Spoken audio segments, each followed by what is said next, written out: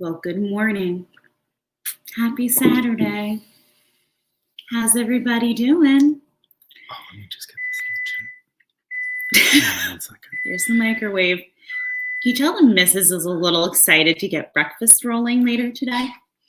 I'm making breakfast burritos later today. If anyone's interested, feel free. Oh, yeah, they're delicious and you eat them every time. So What comes in must come out. No, thank you. knock yourself. Oh, stop.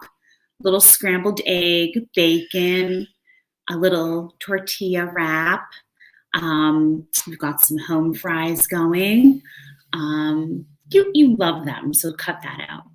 I want to just preface before we begin the live today that the picture that the Mr. picked for today's live would never in a million years be, first of all, the missus.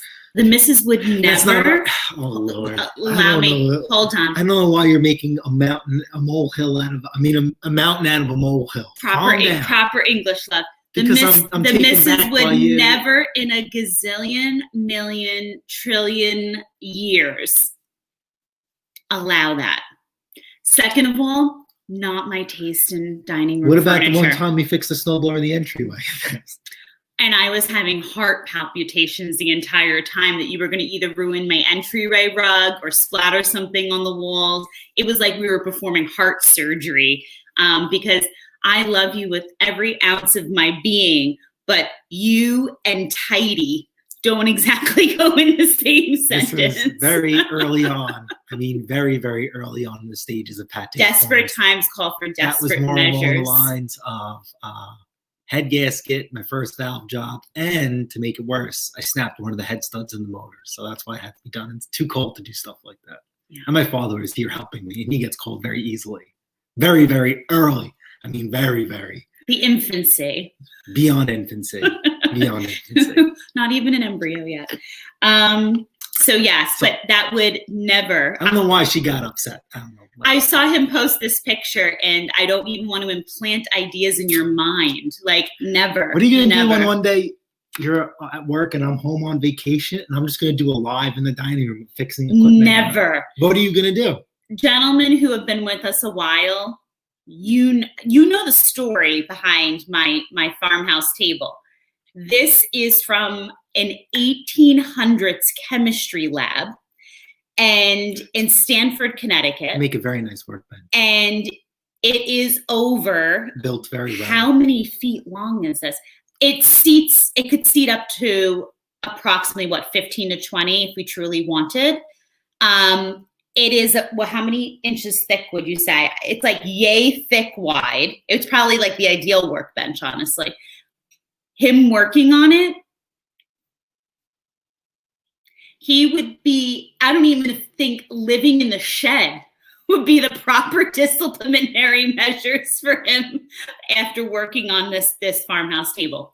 So anyway, with all that being said, not happening. I would hold up heaters for him in the basement while he works on and you've worked in the basement before, so stop it. I do work in the basement. Yes. So you're never going to work on this table. That's not happening.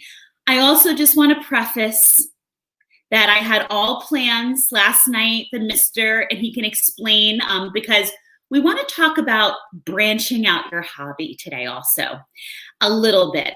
But yesterday I said to the Mr. You could have this conversation as he ran off to go take care of a sale. I said, take this money and with your lucky little paw, slap it on a Mega Million to see if we could possibly win for us and our followers. What do you mean us and our followers? Because I would take you, I would never leave you behind. And as you know, we do not live in Iowa. We are here in New York. So it was not Pate's performance. So we'll be walking away with the billions. I did not check our ticket. I don't know if we have a winning number or two. So at the end of the day, I'm sorry. I did the best for us, ladies and gentlemen. He is like our little good luck charm. So if anyone was going to place those numbers, I chose the right person. It just was not us. If it was any of you, And you're still here this morning with us. Woohoo! And I've always loved you from the beginning. But anyway, I don't think we have any. Do we have I know we have Iowa followers, but if it's your aunt, uncles, anyone you know, hey, reach out. But anyway, let's start off. Let's wish everyone a real nice good morning.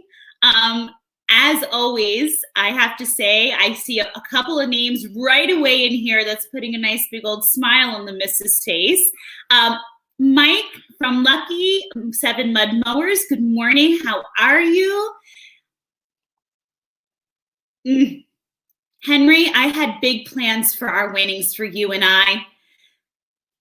I would bring you too. I want no part of that. But Henry, I've always wanted like a vintage classic car. I could picture you and I top down, our hair blowing in the breeze, maybe you in the back. You don't curse on this channel. Maybe passing Henry. The wheels are spinning. The wheels are spinning. Maybe passing Henry and I a cold beverage from the back. As Henry and I counted our billions. Prime for a good time, Chris Small Engines. Chris, I'd give you all the small engines you could prime to your heart's content. Oh, Mr. Martini. Bill. And for all my friends here in the chat, I hate the line, I told you so. If you were here on the island, you saw our sprinkly dusting of that white fluffy love, as I like to call it, just a few days ago. But there's a little bit more coming our way, ladies and gentlemen, this week. And I just want to update everyone on the big February blizzard.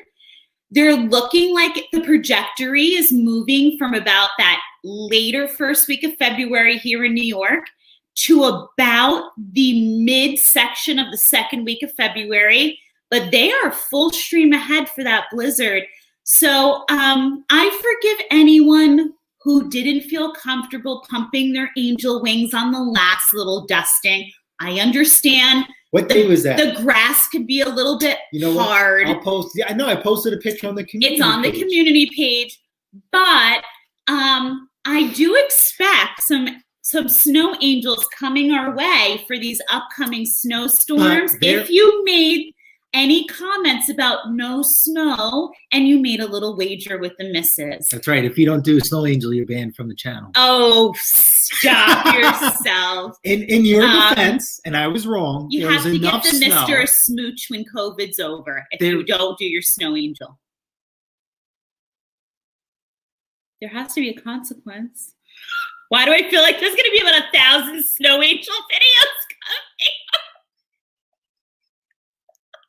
Anyway, there was enough snow earlier in the week to get people nervous in the sense that I don't do tires here, right? Replacing tires with just pry bars and screwdrivers is a pain in the you-know-what. I have a video coming out on it.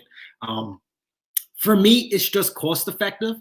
I have a buddy who wants to charge me basically $15, but I just give him 30 because that's like beyond realistic. He has a tire machine for vehicles and trucks and stuff like that, and he actually bought an attachment for it to do smaller rims and tires. I have no idea why. He would never need it, but I think maybe he just did it as a courtesy of me. He would never use this, in a million years.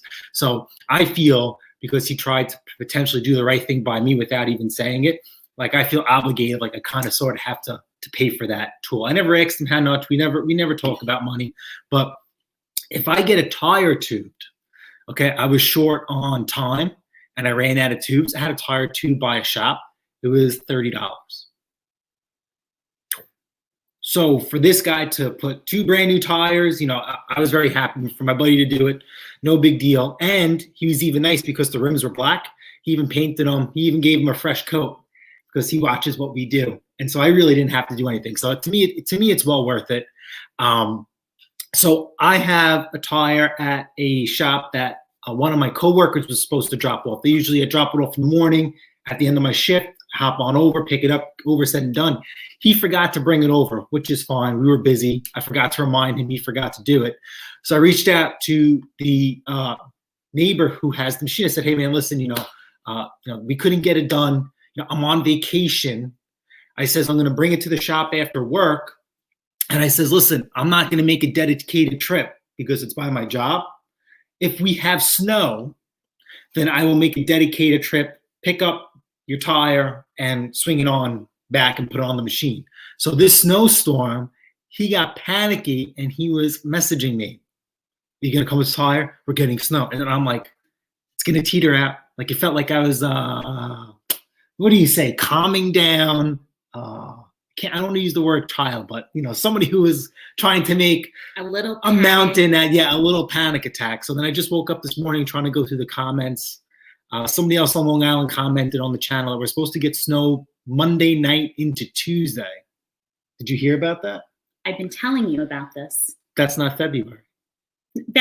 Hold on, sweetheart. There's a difference between just a snowstorm and a blizzard, sweetheart. I've been telling you about the blizzard. Kaiser Dog, good morning. It's good to have you here. Nick, hope all is well. Hope all is fruitful over by you. That's a beautiful Troy built you posted, by the way. I concur. Okay, keeping it moving.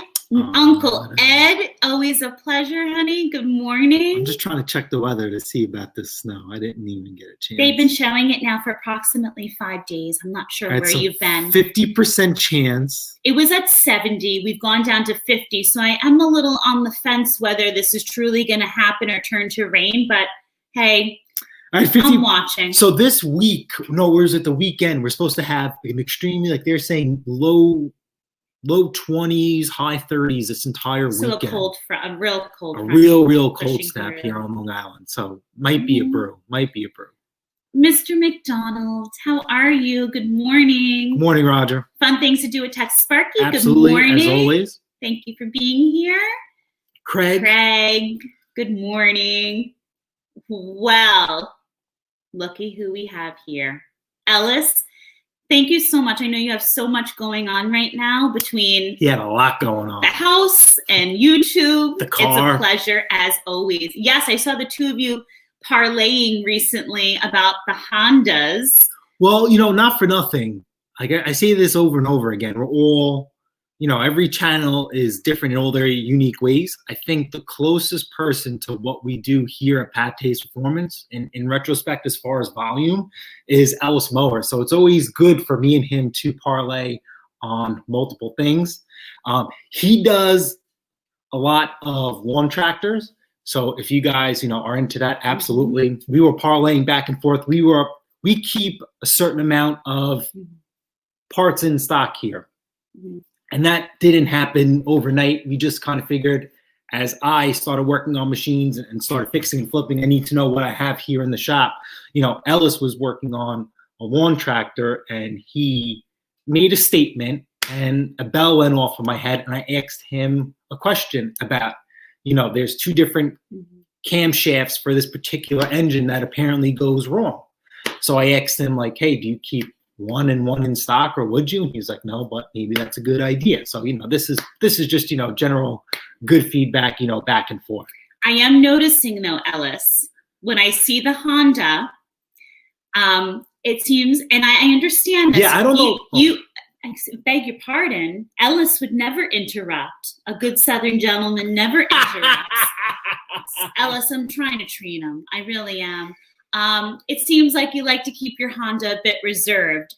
And I do believe a good Southern gentleman does keep his vehicle reserved. This guy gets a little New York extreme, you know what I mean? She will not let me touch any vehicle or even the snowblower that she owns. She will not. She wants to keep it stock. She wants to keep the only thing I've done to her Nissan. I've wanted to do multiple things over the years. The Nissan needs to just explode itself.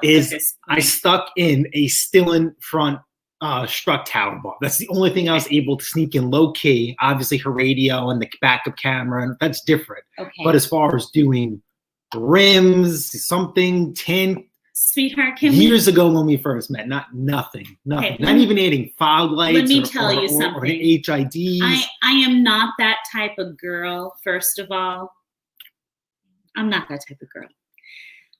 The missus has her eye on a very, very classy next ride. Well deserved and hard worked for. Number two, I hate to add salt to your boo-boo, but my non-fancy, beautifully running Arians seem to keep going, kind of like that Energizer Bunny commercial, going and going and going. Guys, as his little souped up Arians had to get hauled onto the truck on the last storm, guess who had to clean up everything else? Yeah, we'll make videos on that. The Mrs. Machine. The Mrs.'s Machine. Yeah, but that's a project. That's all custom. So of course there's going to be. I'm not. It's. You would never understand. It's a beautiful machine. Your machine is very pretty. I know you worked hard on it. We love your machine. You're annoying. Okay. You're annoying. Okay. Can you guys see I'm getting red? I'm getting angry. He gets so tiny. Good morning, Danny at DC Motorsports. So if you guys want to see a couple that both have the bug, they both race, they both have trucks and stuff like that, you know, check them out. Like I said, not a lot of small engine content. I fix some of Danny's small engine stuff. But if you guys want to get something a little bit more footage of trucks like Mandingo and Long Island and racing here on Long Island, you know, that's a good channel for them to check them out. They're in their infancy, so, you know, be good for the ride. Brandon, good morning. Good morning. Brandon, thank the Lord. It is Saturday morning. You know, you have those weeks, it's like, it needs to end. This week just needed to end. Brandon, is this the one with the Arian Snow Tech? I know there's a couple Brandons, but there's two Brandons that stick out in my mind. If that's you, good morning. So just want to recap everyone, that we are doing a series of videos with Kristen snowblowers that are, these videos are more contained to the first time homeowner of this particular snowblower or any snowblower, in general. I mean, I still can't get over, if you guys haven't watched like Toro series, that series, I don't even think it's over. I have to double check. But, how could anybody, that snowblower isn't cheap. I think that snowblower is around like $700. So you have $700 for a snowblower. They sold her a gas can. They sold her a bunch of stuff. And they didn't take any opportunity or time to educate her. They just said, all right, see you later, love you, bye. And as you guys go through the videos, we found that there are problems with that method. So I think it was a perfect opportunity for our channel, which means you guys, so we could all show people for the first time on just a little bit of the understanding of how to of what it is to own and what to look for, and not to panic when something happens. I still can't get over the fact that this lady Kristen, she had this snowblower. This happened to her, but somehow, some way, she was still able to do it, and she was able to tell me what was wrong with her machine and told me how to fix it, which I was like, mind blowing.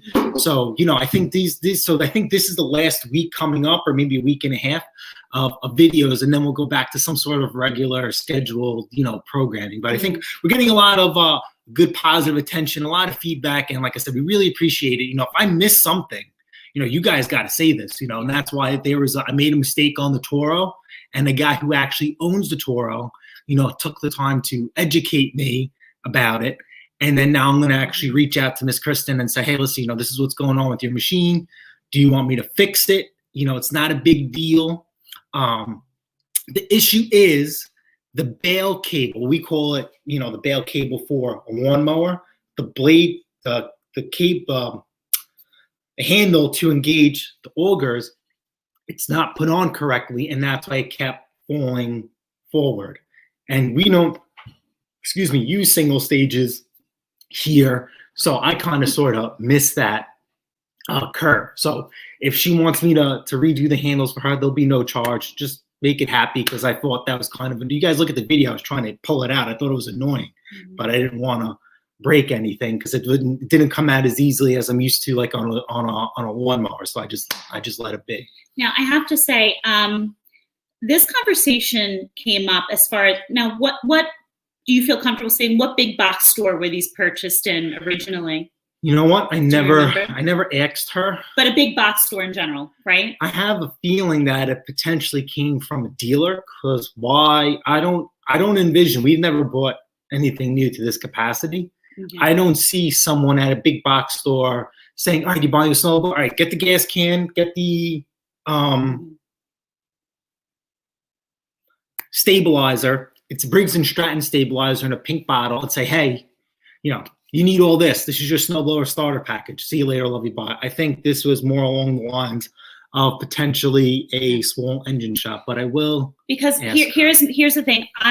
Not everyone that I work with knows exactly, many do. Almost everyone knows, what, the Mr. and I do, and many will ask questions. Many, have worked along with us. Someone that I work with had bought brand new. That was just by choice. A single individual living on their own just wanted to buy new, have a warranty. That's fine. There's nothing wrong with that. Absolutely not. But told me this week in a meeting that they bought it at a big box store, and they too left. They told this person who was selling it to them that they had really no idea what they were doing. And the person basically said, there's a manual inside. And they got it home and really did not know what to do with it. And I have to tell you, I'm hearing a lot of this even in one of my side businesses with some products. And guys, I have to tell you, we're not living in a world where the consumer is catered to anymore. We're not living in a world where, I'm sorry, whether it's Home Depot, Lowe's, the big box stores, it used to be, and we know even as homeowners, you go in and there was an electrician that worked there. There was a plumber that worked there, someone who really worked there that knew what they were doing. They're not always hiring those individuals anymore. Trust me. I went in, I think I had jumped on, I don't know, it was Ken's live or someone's live over the holidays. And I had gone in the store and I had questions about something. And there was not one person who had any knowledge about what I needed, to ask questions about that day in the entire Home Depot. And I'm like, are they hiring anyone anymore who has any expertise working in a store like this? And I have to tell you, we have got to start. If you're going in to buy a small engine piece of equipment, if you're going in to buy something that's even non-small engine, something for your home, if you're working on a project, guys and gals, you have got to start educating yourself a little bit, jumping on a YouTube, doing some Google searching. I had said to this colleague, I said, love you. But I said, first of all, you got to have a voice in the store. I said, at the end of the day, if you go to the pro desk, you can be hooked up. There are 1-800 numbers that they can give you, even if you're not a pro customer, that they can give you to connect with people that you can set up an appointment to come back to get educated on the small engine equipment. If they don't have someone in store that can help you, I'm not sure if many of you knew that. Some of you may already know that.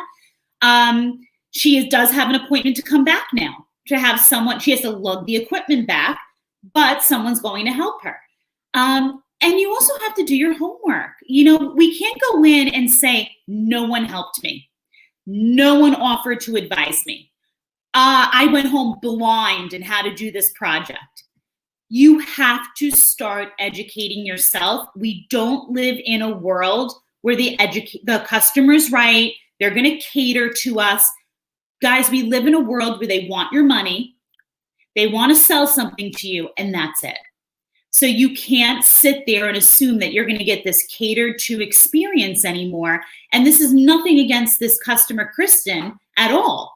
She didn't have a pleasurable experience, and that shouldn't be the norm. But you've got to do your homework. That's the bottom line. And that goes for everything that you're buying that you don't have knowledge base on. There's such a plethora of information at your fingertips nowadays. Use it. It's there for you for a reason. Andrew, thank you for coming. Good morning. Wayne, good morning. Good to have you here. And you know what? It keeps the people like some of you in the chat that do this, it keeps you guys busy. you're making videos to educate people when they're buying products like this. Thomas Andrews, it's good to have you here. Good morning. William it's always a pleasure. Chris, good morning. I saw a question that you asked in the chat. I'm going to address that. I know that business better than you think. So I'll address that in a second. Nothing bad. Oh, a little bit of snow today, Andrew. That's awesome. I believe the snow when I see it. I hope you're right. Hey, Chris, you live here. You saw the little bit of dusting we had the other day, my friend. It's coming, honey. I want to address this.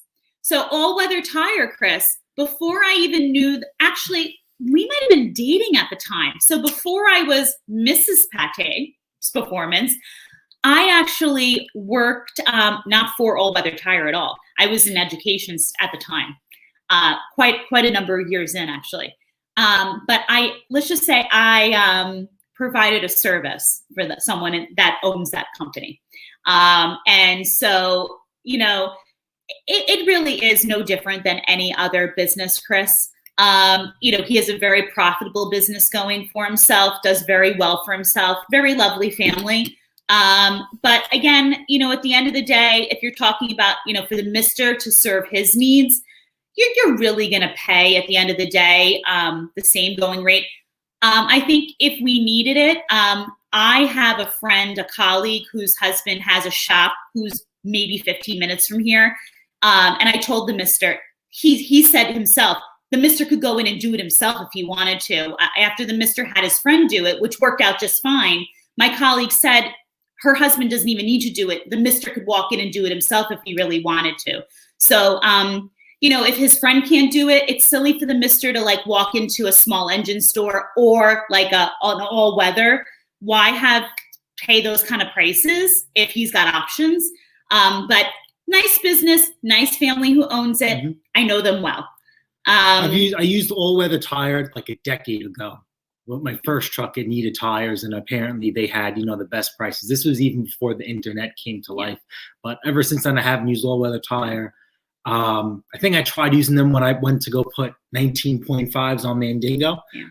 I found their prices to be astronomical. And then who's that other guy we went to? Is that Mr. Tire? Huntington Station. My relations with all weather were probably going back in my career about 15 years ago. So it's been a while, Chris. Mr. Tire, which is probably about another 5 minutes from there, Chris, right around the corner. I personally think if you ever need something done, we've dealt with him for our personal vehicles. I would say maybe 4 times now, 5 times now. I'm sorry, what was that? I'm just trying to read the chat. Yeah, they're good. But we haven't used him since because, like I said, my buddy acquired a tire machine. There's another guy, Uncle Johnny, that lives right on the corner. 5 minutes away. Machine. So, you know, it's always good to help those guys out too. Ashley, good to have you here. Well, look at who it is. Yo, 65 degrees, Mando. Mando, it's good chatting with you. So Mando had a pickle with a lawn tractor. And he asked me, I have no idea why. I don't work on lawn tractors. I suck at electrical. I agree.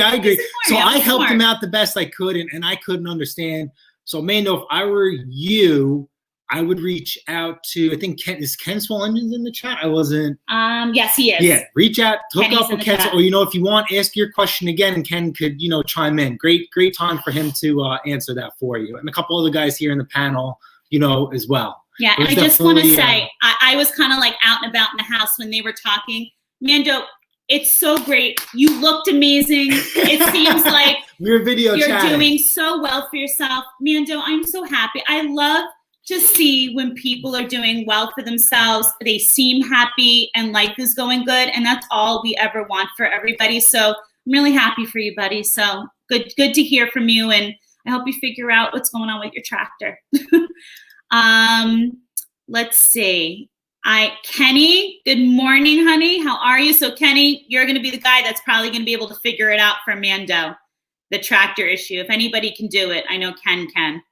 Ken. Oh, say that 10 times fast. No way, Chris. I don't. This isn't National Lampoon's I'll rub your feet for a quarter. You got to give me a snow angel, Chris. I want a snow angel, not a quarter, honey. So at my job, we do dollar bets, because then we take the dollar and we hang them on our toolboxes. So we do a dollar, and I have a little bit of a collection. So on the back of the dollar, I have the bet, what the bet was all about. And then on the front, I have the person, sign their name. And some of them, they get all upset because they know what I do with it. I showcase it. I pop open the top of my toolbox, it flips open, comes out like a laptop. So imagine your screen just filled with, dollar bills, and, it's just a fun little thing going on. And I put very good tape on there. I don't want people trying to rip them or the wind blowing. They probably think he's a stripper. But it's definitely, a fun time. We just do dollar kid-friendly bets. Good morning, honey. Hope all is well. 20 here could go live on Sunday till spring, so no snow on Saturday. Yep. Oh, sorry. I don't actually. Oh, okay. So that's another brand we were talking about. Doesn't matter. Welcome. I don't own a snowblower. There's nothing wrong with that. My neighbor has a bobcat with a blade and does my snow removal. That's awesome. Awesome. We do our neighbors, except for the ones, whatever. But it's a good thing. We don't need warranties. We have tattoos. I've seen people returning equipment at Home Depot because they put on. All right, so that's a good thing. So Chris, we were talking about Ellis Mowers before. Ellis Mowers has something very unique. He buys returned equipment from Walmart. And in previous years, he's gotten like a truckload of lawnmowers. And I don't think this year, Ellis, correct me if I'm wrong, I didn't think you'd get a truckload of lawnmowers this year. But he did get a lot of, which I thought was pretty interesting, electric trimmers and all that stuff. And it was funny to see him fix these little electric trimmers and resell them for little things that if the person would take 5 minutes, or the employee would take 5 minutes just to like look at it and be like, hey man, listen, this is what happened. Fix it right then, and then send them on their merry way. But no, they just took it all back. But very interesting. If you want to check, like I said, Ellis has something, along the lines like that. I have not tried to try and do something like that. Just, one, to space, but two, I tried like Home Depot and Lowe's, and their prices are just astronomical. They want to sell running equipment for like $50, $100 less than what, and it's just from what the retail price is. It's just not worth it. Yeah, Chris, like I said, we don't live in a world anymore where there is such a thing as customer service. You have to be your customer service. The customers ruin that. Yes. Okay. So here's what I will tell you. Mr. and I have both been in the land of retail before, and in different extremes. The Mr. is very tarnished by the experience. The Mr. was in retail in the automotive world. I used to be in retail in the pharmaceutical world. So I was dealing with, I always knew when I had someone who was being unpleasant, it was usually because they were not feeling well. Medication costs a lot of money. I always tell the Mr., I don't think there are nasty, mean people in this world. It's just like when you're dealing with parents. I often tell the younger teachers and the teachers that are just starting out, people often just want to be heard. That's what it basically boils down to. There's a right way and a wrong way to deal with people. People often want to just hear their voice. They want to be heard. They want to be helped. And when they're told that they can't be helped or their problem cannot be solved, most people don't have problem-solving skills. They're never taught how to be patient. They're never taught that sometimes you're not right. And at the end of the day, this goes way generational. I've seen older generations not being able to admit they're wrong. They don't know how to treat people. I've seen much younger generations not know when to give up and say, okay, fine, what should the next step be? And you know what? Then that just snowballs. So Chris, I don't know if it's that we have non-existent customer service. I don't know who ruined it for who, but the problem is I tell people you have got to be your own advocate at this point. If you're not going to get the customer service you need, you just can't not know how to use your equipment, your product. You need to be your own advocate then. You need to figure out, what do I need to do to make what I have work for me? If you can't have someone else help you solve your problem, You need to help solve your own problem. And there's a lot of resources out there to help you, whether it's something for your home, your car, your small engine, your health. Figure it out. There's a lot of resources out there. You know what the problem is, Chris? You could give anyone a ton of resources. I'm going to give you something that's truth. Most people are lazy. Most people want someone to say, this is how you do it. I remember hearing Steve Small Engine Saloon say it on one of his videos. You know what the problem is most people have with fixing their own equipment on a video? You know why most people are going to be nasty in the comments sometimes and say, your video, SUCK. ED. Because they want the answer of how to fix it in the first minute or two. Well, guess what? That's very true. Maybe your skill set is going to be so different than the next person. You make your own video. Though. Or maybe at the end of the day, let's just say you hop on a video, right? And you right away give the person exactly what they need to fix, that piece of equipment right away. Guess what's going to happen? You're going to have 5 other people in your chat say, hey, buddy, next time, can you slow it down a little bit? I've never done this before. And you just cut right to X, Y, and Z. And this is the first time I'm doing it. I got a video on. So at the end of the day, be your own advocate. There's a lot of resources out there. You may have to look in a couple of different places to get your own customer service and own answers. But the bottom line is people are lazy. That's all it is. People are lazy and they don't want to be their own advocate for things. That's my thoughts on it. And Chris, so yeah, I agree, but there are answers to that. So Uncle Ed says, that's why I'm putting a $600 price tag on a home site snowblower. So Uncle Ed finally found a barn find snowblower. It's a little bit older, but he got it running. It's fantastic. Ed, if you get 600 for it, that's absolutely amazing. I mean, listen, I'm great that you're able to take something like that, bring it back to life, and turn it, into money. If you get 600 for that, wow, impressive. I mean, it doesn't matter. Even if you got $50 for it, that's $50 more in your pocket than what you started with. Mm-hmm. That's how I look at it. Mm-hmm. I've done Walmart custom mower turns for 1 or 2 out of the 40 with the blown engine. That would be more, honestly. Yep, I would think so too. Absolutely. I mean, and I've been in I've been in Home Depot one time picking up supplies for the house, and I've seen on their return cart, it looked like a Hyper Tough. A Hyper Tough basically is Walmart's line of lawnmowers, and no bagger on it. It's just a regular, simple push mower. I've seen one of those return. It was a yard machines, gas cap missing. It looked like it was left outside to die, and they actually took it back. Now, do you think someone would want to pay for that? You find better stuff in the garbage. Sorry. My kid worked 2 renters at Home Depot. Oh my God, the idiot's out there. He put oil and checked it when it left the store and came back. No oil blown in, and the customer demanded money back after he used it. Mm-hmm. So I used to work at the Sears Auto Center here in Long Island, Bayshore. That's where we met. And we had the same thing too. We would call basically free rental. And the issue with that would be roof racks or crossbars for the roof, and what's that? What are they? The storage containers over back.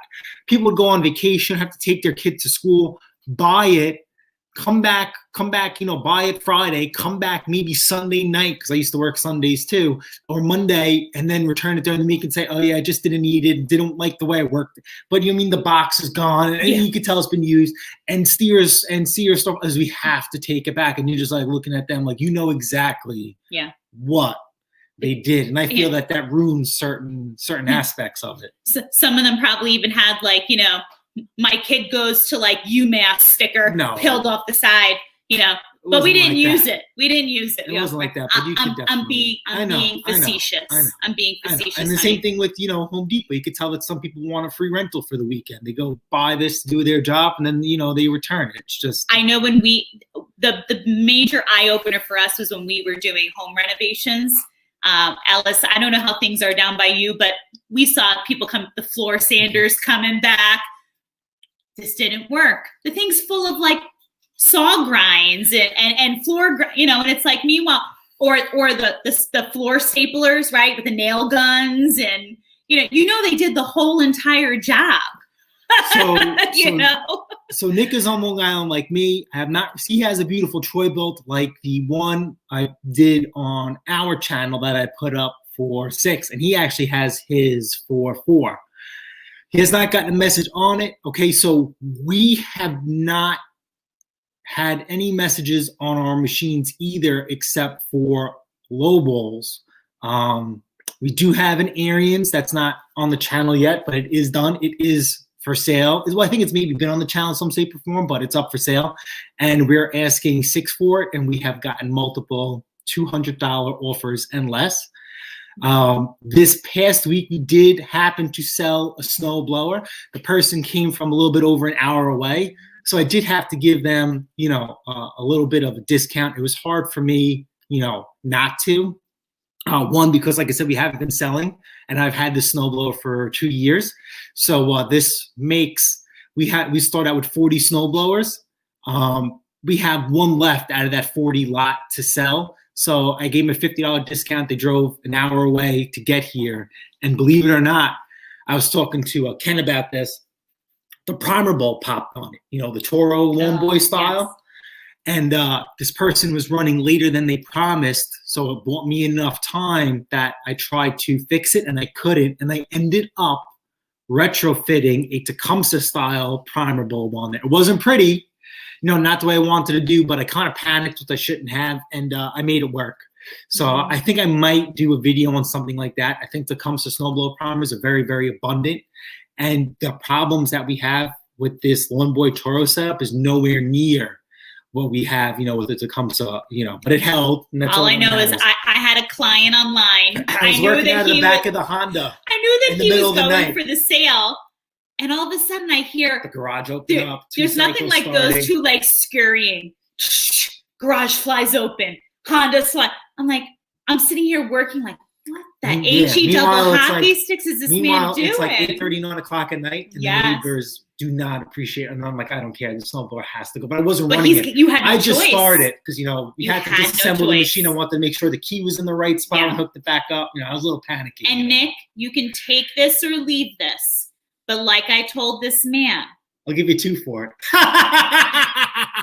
That is not what I'm going to say. And if I hold on to it for 2 years, I'm okay with it. Listen, Nick, I'm always going to tell you two big pieces of advice. If you need the money, Nick, you do what you got to do, brother. But like I told this man, if you can, please don't undersell this machine. If you can hold on to it, like I told this man too, with his machines, we're going to see snow.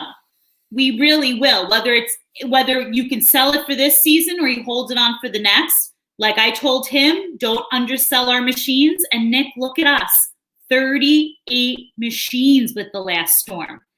And he looked at me and I said, boy, oh boy, I know you hate admitting when I'm right. His arch nemesis of life is admitting when I'm right. But I said, don't sell yourselves to the devil. I said, hold on to things when you can. We sold one snowblower over the summer for the devil. We gave a $300 discount. And I wish we didn't. And I wish we didn't. You make me lawn. Good morning, honey. Good to see you. But it is what it is. But anyway, I gave that guy a $300 discount. 1, for the space. And 2, that's just how long we've had it. And we haven't had any action on it. Yeah. So we still walked away with a very, very, very, very good amount of profit. It just kills me that this guy got, a home run deal. Yeah. On a machine like that. But sometimes one's going to slip through the cracks. It is what it is. You used to do some tire switching. Was that on the diesel? Or? No, so I do tire switching on my other truck because I run 22s. So it's basically like an all-season it's an all-season tire, but they're chip fuses, and I don't run those in the winter in the salt. So I switch to something else. Yes. Breezy, good to have you, Breezy, brother. How are you? Excellent. There was a good question that I saw going here. Okay, so he's talking about that. So this is Ellis talking about the one where he buys lots, slim pickings this year. I'm sorry. Had the chance to buy a truckload of Home Depot Toros, Troy Built, and electric push mowers for $90 a unit. A little too much for me to pull the trigger on price and volume. I would never do that. I'd rather buy a running lawnmower for $90 and do maybe spend another $3 or $4 or $5 into it, as far as, you know, changing the oil, and maybe if it needs a new air filter. If it runs, you don't need to do anything to the spark plug. Not for long, Danny. You don't have to do anything to the spark plug. You guys know what I do with my lawnmower blades. And even if you have to put a blade on it, that's fine. You want to know why? You're just only doubling down the value, and you could ask maybe a little bit more for it. You know, when you buy a non-running unit at $90, that's a lot of money. I would never do that on a lawnmower unless it was a little bit something of a higher end, like a Honda. You know, I might, you know, spend $90 on a Toro with key start. Hey, Rusty. I would do that. But that comes down to, remember we talked about mechanical instinct, right? When you go buy a lawnmower, right? You're going to bring starting fluid with you. Are you going to bring tools or something to try? No, you're going to go there. You're going to look at it. You're going to pull that cord, right? And see that arm. You get that feeling for compression and say, you know what? Let's give this thing a win. And you could always make an offer. $90 I would never do. I'd rather buy running lawnmowers for $90, take home, spend 5-10 minutes worth of my time, and resell it for a profit. I would never buy, you know, in bulk. You never know what you're going to get. No, absolutely not. And I 110% understand about that. Maybe if you do parts, but then that's a lot of money. That's a lot of time too. You know, you buy a lawnmower for $90 and you want to strip it down for parts and put it on eBay and sell it. And there are people that do that. And there's nothing wrong with that. I just think at our point in our time in life, that's just not for us. And I think you could agree with that, Alice. Yeah. Double wide. This is a great question. And actually, we're going to blow your mind on this one. So, double wide, you have to remember, I'm going to let you speak on this because Grant. You've seen this. You've seen what I've gone through. So, all right. So is most of your business push mowers on the island? Absolutely, because winter is only about 3 months long. That leaves us 9 months to do whatever. Yeah. Push mowers, there is money in there, but it is a consistent, constant grind.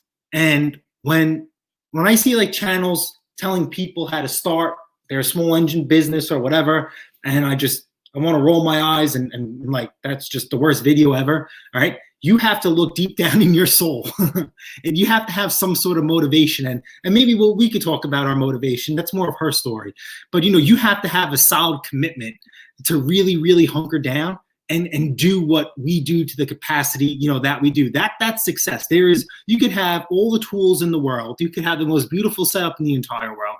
If you don't have this right here in your heart and in your mind, then none of that means nothing. But if you have compared to tractors. Mm-hmm. All right, so compared to tractors. Okay, yeah. So we don't do tractors, one, for space, and two, people here really don't give away a lot of good stuff. For the most part, we have to buy everything that we get. And there are other YouTube channels out there on Long Island that do tractors, and you see some of the stuff that they go through. And even look at Ellis Mowers. Ellis Mowers does a phenomenal job pumping out tractors, but Ellis Mowers has a really nice sized graveyard. He's allowed to get away with that project pile, which keeps his costs down. We would never be able to get that. There is also another flipper on Long Island. I think Nick would know him, a couple other guys. He does what we do in the sense of fit and finish. He'll paint things. He'll make things really, really nice. And he has a very good reputation. He gets good money. He does a lot of tractors, but he also has a pile as well. And that's something we just can't, you know, accumulate where we live. If our situation changes as far as the capacity to work, bigger garage, then, you know, you might see, you know, a couple of lawn tractors here and there.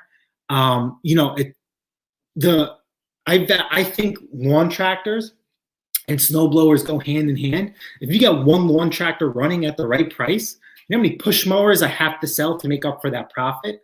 So that's why I enjoy snow blowers, because snow blowers sell like that when the season comes, and it's just less of a constant grind. But for what we have, you know, there's definitely push mowers. I mean, there's push mowers that hold value.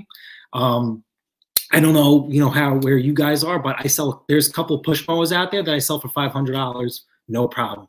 No problem. And I have it documented on my channel. I put a video up. The guy traveled 2 hours to pick up a $500 lawnmower. I actually gave it to him for $4. because I had another one coming to me on Friday. And I'm like, you know what? This guy wants to travel 2 hours, $100 for a 2-hour ride. So that's a 4-hour trip. Gas tolls. I mean, I felt more than obligated to accept his offer pending his situation. And you hear in the video, the guy was complaining about his 2-hour ride and traffic, and he knew that it was going to take him longer to get back home. You just need the right buyer here on the island. I mean, you don't have because we sell stuff out of state. No, I'm saying if you were considering in volume, like look at the 38 snowblowers we sold. Like, okay. I'm thinking of if you're talking to like double wide's not from here. Yeah. So we're talking about just Long Island. Long Island.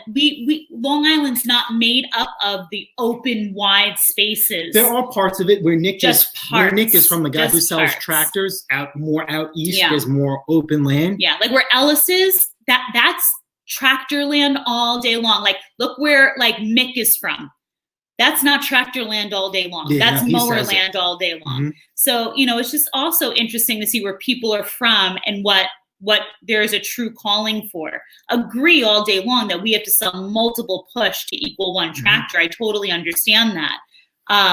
But I will say, Bob, in the prime of I would say before climate changed about 3 years ago, Bob, when we were getting steady storms year after year, I want to say on an average, Bob, we were pushing out, I would say when we were doing yearly storms, is it fair to say 50 to 70 blowers a season? Mm-hmm. And I would even, you could even go to the part of my YouTube channel. I started a build on an Arians. I did a predator swap on it, right? That build was done. And I just happened I wanted to take a cool picture and post it on just for, I think it was either Facebook or, it was on Instagram. I didn't have a YouTube. I think I wanted to do something cool with the picture. And because somebody knew what we do, I had the snowblower out in the driveway. The guy's like, I'll take it. How much? And I gave him a price, and he says, all right, I'll take it. And I'm like, well, there goes the rest of that video series, and that's why that video series came to a halt. That's how good it used to be, and showing that the snow that we had, there's still potential. So, I just have to think mentally, do I want to go down that path again about having about 40 machines sitting in various places? At that point, obviously we did, well financially, but when you hold on machines for 2 years and you have to deal with this, she's been very good, but you feel like you almost have a burden on your shoulders. And I felt more relieved to get rid of that burden more than anything else. You couldn't put a price on that. So it's very hard for me to see if I want to go down that path again. There is light at the end of the tunnel. We were on Double Wide Sixes live last night, and we were talking about equipment and machines, and it rolled into the stock market. We invest here, and we try and tell you guys that you should invest. That's what these snowblowers work to us. That's any machine that we have here, Pat Taste Performance. We have to pay for almost everything that we have. And even if you don't pay for a machine, it's still an investment because you committed time and resources on that machine. So that's your personal investment. So we were holding on to this stock of snowblowers for 2 years. So that's like holding on to a stock for 2 years for it to finally come to fruition, and sell. So patience is also, a virtue as well. Yeah. Brandon, I want to address this. You say, what's the secret to selling stuff? I have no problem fixing, but can't stand social media, and Craigslist is no fun. Roadside, maybe. You want to talk about that? So what do you mean? It's the roadside. We used to put stuff in front of the house. Oh, well, I'll get there in a second because I don't really like to put too much emphasis on that. Here's what I'll tell you. It's no true secret, Brandon. I have always said to the mister one of two things. And I said this to you. If you go a couple lives back, the New Year's Live is a good one, Brandon, to take a look at. I have two extremely successful side businesses that have nothing to do with this small engine world. One for 15 years, one for 18 I'm going on. And I will tell you this, whether it's small engine, rug shellacking, whatever tickles your fancy, please, whatever you go into, you've got to go into it knowing you want to do it well. So one of the things that I'm sure you'll hear everywhere is your advertisement. If you've ever seen one of the advertisements, and I know the mister puts them in some of his videos, It's extremely descriptive. He's got really well laid out photographs, multiple photographs. Don't go with just one. If you have the ability to swipe, make sure you're giving someone an angle of all angles of the machine. If you have a new blade on it, make sure you're taking pictures of the blade. If it comes with belts, make sure you're highlighting that it comes with additional belts, whatever it may be. But make sure there are really well lit, really quality photographs. You also want everything from soup to nuts in the description. Everything that, even if you say to yourself, oh, I don't really need to put this in the advertisement, I'm saying too much. You have to remember, you are selling it potentially to someone who doesn't do what you do. You're selling it to the average Joe. So you're selling it to someone, remember if you're shopping for a house, a car, anything, what sells to someone? Someone wants to feel like they're getting more than the next person. If I'm looking at an ad for a lawnmower, a tractor, a snowblower, and I see a person who just writes, this machine comes with, I've had it for 3 years, $450. Or if I see an ad, it's been serviced, it has new belts, it has a new blade, it has the augers have been blah, blah, blah, blah. And I have literally a history in the ad. I'm going to, even as someone who's never, ever touched a snowblower or a tractor or a lawnmower, I'm going to go to the advertisement that is well written. I'm going to go to the photographs that are clear and well laid out. It's not a secret. It's not a secret sauce. It's just common sense. And at the end of the day, unfortunately, Brandon, Craigslist, OfferUp, Facebook Marketplace, it just comes with the territory. You're going to have the Ricky Bobbies, like I call them, of the world. You're going to have great customers. We joke about it as a couple. I've had customers who have tipped me, who have said, this has been such a great buying experience. Here's an extra 20 for your time. I had someone who gave me a vanity license plate once. I've had customers who I've literally turned around and I almost had this deal done once on a cement saw. And I got so annoyed that he said he knew how to run it and he was really messing it up. I said, put it back in the trunk. I was about to close the trunk and I was about to drive away and be done with the sale, even though he's about to hand me money, but I was done. And I had to take a deep breath and say, you know what? You want to mess up that machine, go ahead, but hand me the money first and act like you never knew me. But this is just what comes with it. You have to be ready to know that not every sale is going to be smooth. Not every customer is going to be your favorite. And there's going to be Ricky Bobbies and Ricky Bobbiettes of the world. Yes. And they come in all shapes and sizes, men and women. But at the end of the day, if you believe in the product that you're putting out and what you're selling, and I have to tell you, I am a personal firm believer of not selling out of your home. That's a personal belief. Some people, if you have a customer or someone who comes to you on a regular basis, that's different. You may feel comfortable with that. We do have people that come back to us, that come to our home. But if it's someone you've never met before, there's a reason they say go to a public open place. At the end of the day, that's what you do.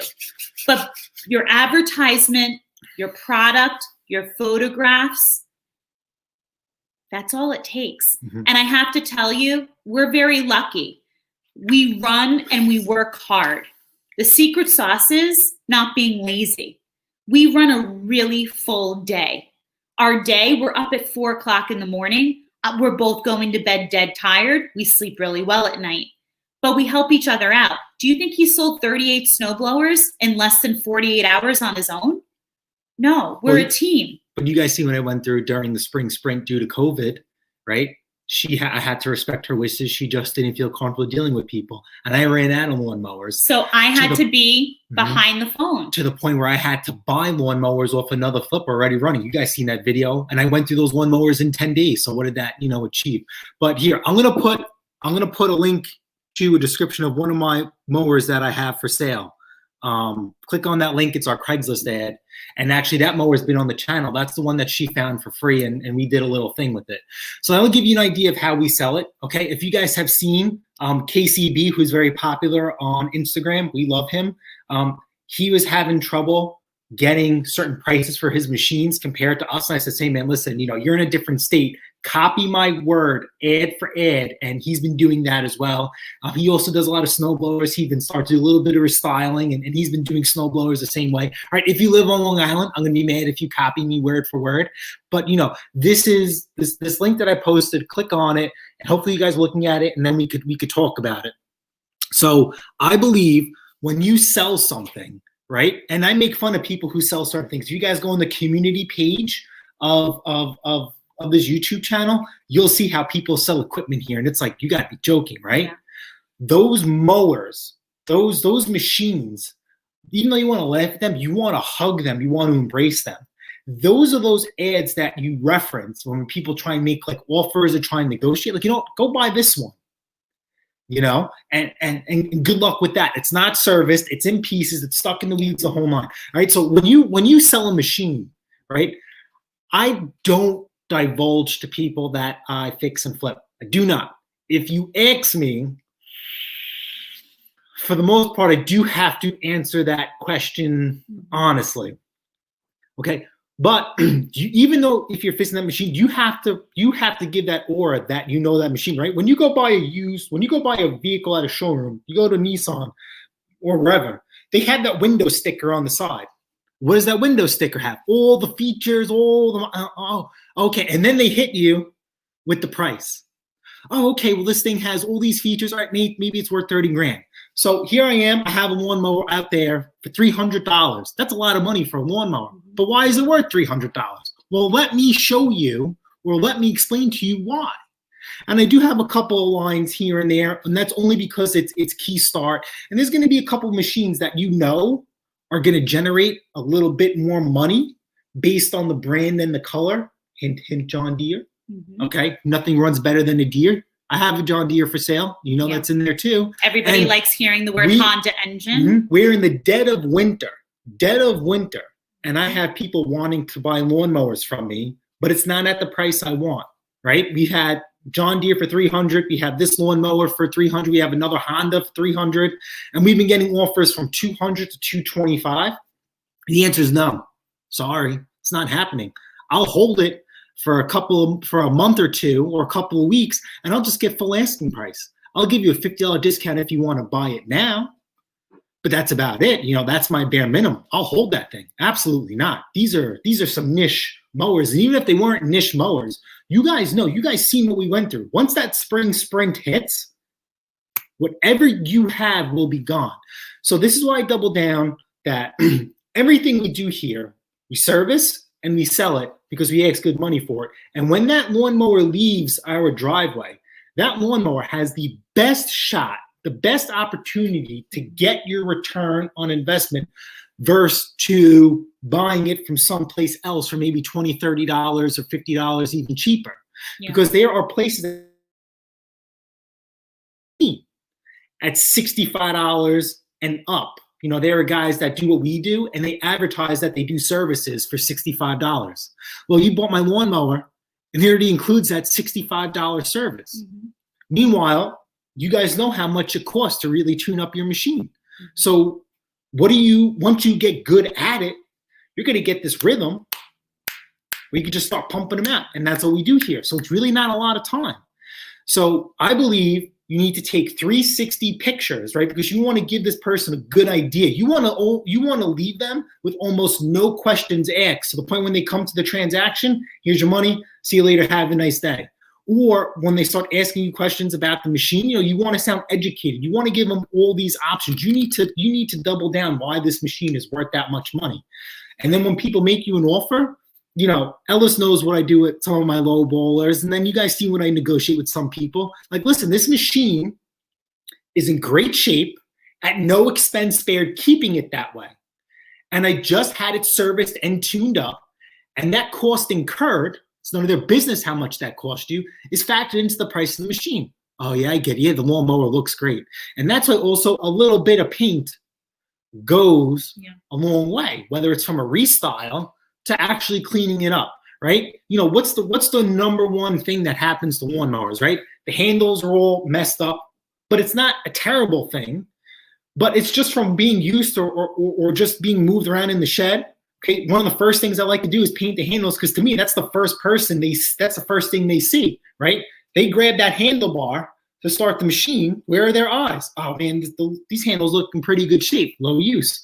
Another thing is, you guys seen on the side of the decks, right? They hit rocks, they hit the Belgian blocks, they hit bushes, and that just happens.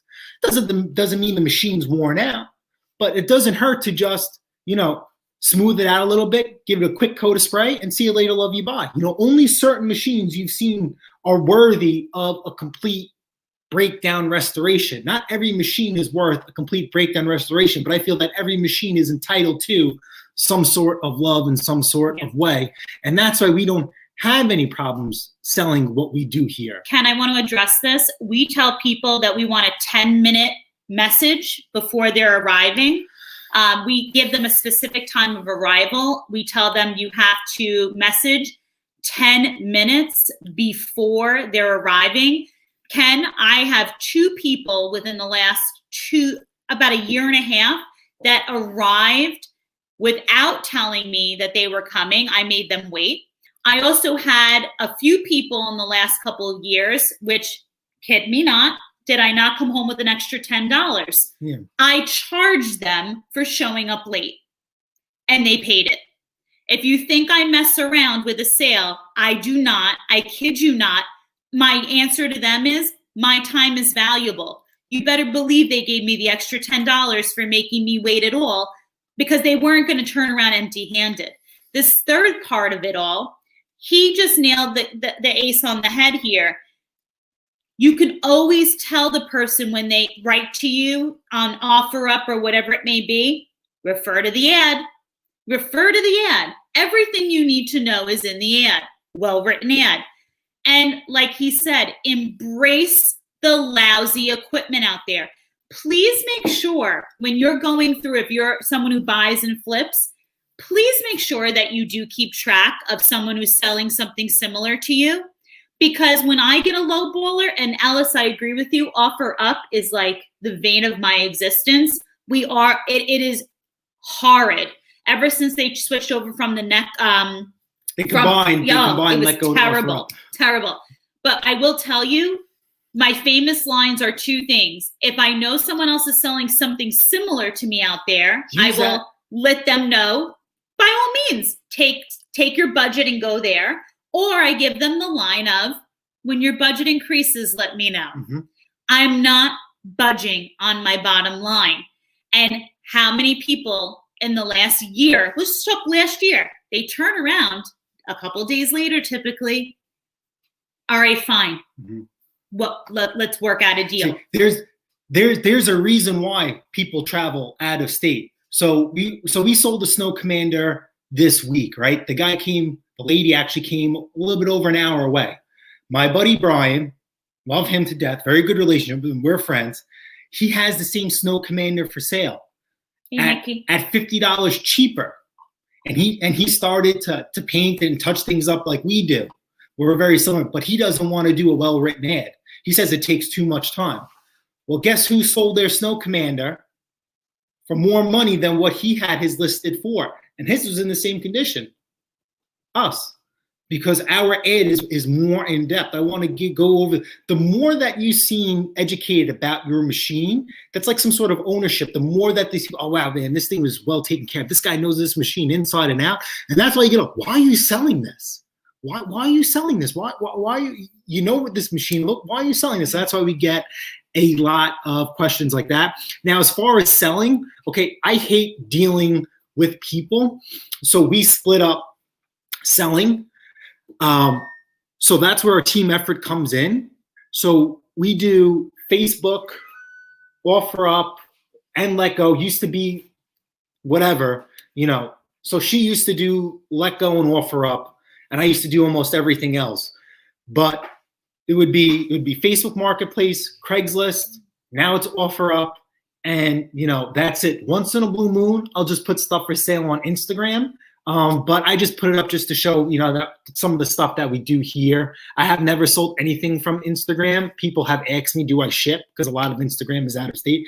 That's just more along the line showcasing what we do for a broader audience. I have no intention selling anything off Instagram. But, I think that if you have every avenue to sell something, then do it. I mean, there's an app called Nextdoor. I put stuff up for sale on there. I have never sold anything off of that. But we never advertise that we do repairs. But people will see, hey man, this guy's putting out machines for sale. Do you do repairs? And that's also another form of advertising with no referrals. Yeah, all right, you make yeah, okay, I'll squeeze you in if I have the chance. All right, and then but like I said, a repair shop local to us charges $120 to tune up your push mower. Think about how many lawnmowers you're eliminating, even being serviced from the get-go with that price point. Snowblowers, $300 for a tune-up on a snowblower by us, and that's not including pickup and delivery. So how many snowblowers are you eliminating from that price point from a homeowner's perspective? That's just a tune-up. That's not even a repair. If there's a repair, then it's even more. But they told us the average cost of a tune-up, she calls.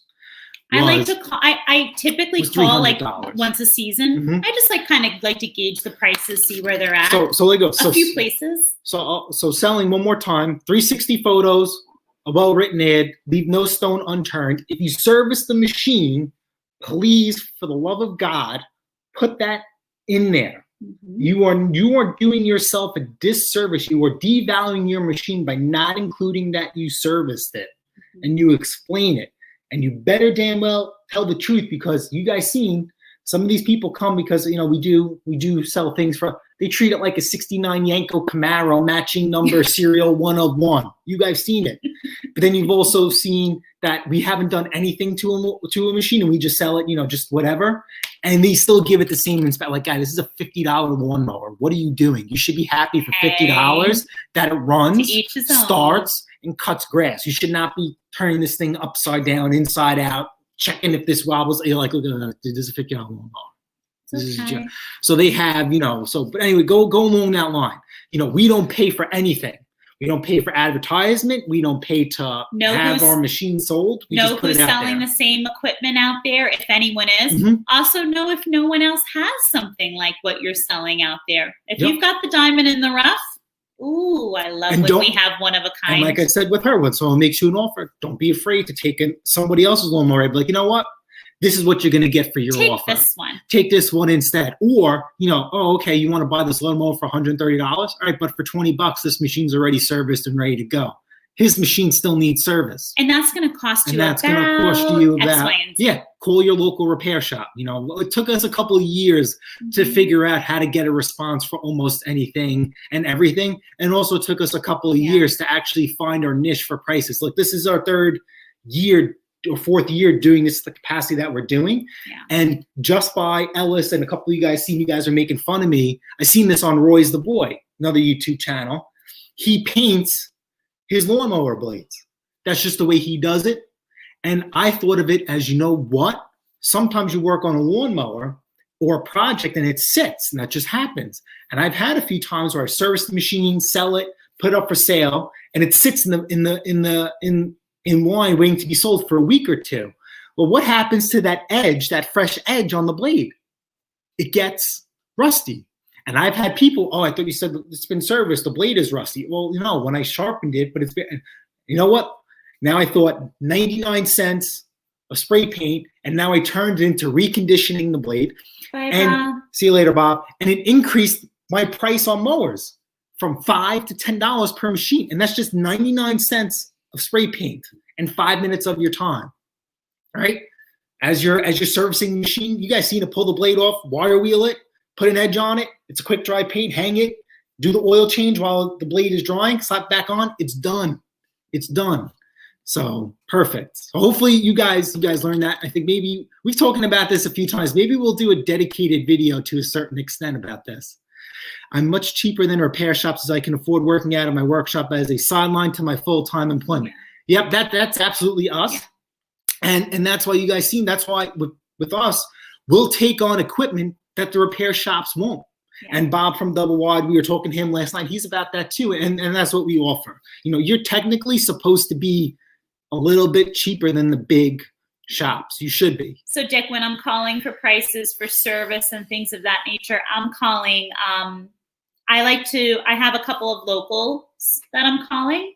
And to be honest with you, just because of where we are, they tend to be pricier because people here just don't know. And then I do have a couple of shops. I try to hit like a little bit more of an East End shop, and I have a shop a little bit more on the other end that I call. So I have about 4 shops that I hit just to kind of see, you know, what the prices are, just what the going rates in different like socioeconomic areas, just to get a feel. And except for one of the shops, they're pretty much all around the same rates right now. And you try to stay. I always tell him, you got to stay slightly under theirs because they've got shop overhead, employees, you know, taxes and all those things. Craigslist is huge for us. But you can't undersell your value either. But we got to know what we're working with when we have sales. So there's that. But on that note. Yeah, it's been over an hour. You asked a very good question, Brandon. I think we should make it that. We will. We're so ahead on content. It's going to be mind blowing. I can have snow blowers for the summer. It's something that, here's the thing. It's a good question. Maybe I feel like if you're in this hobby and you're doing well, and thank God, you know, God has been good to us in it. But here's the thing. God's been good to us, but we've also worked our rear ends off at this in both of our endeavors and together in this endeavor. Nothing comes without a whole lot of hard work. And I got to tell you, at the end of the day, I feel like if you are in this and you've got some knowledge you can give back to someone, I feel like you're kind of obliged to.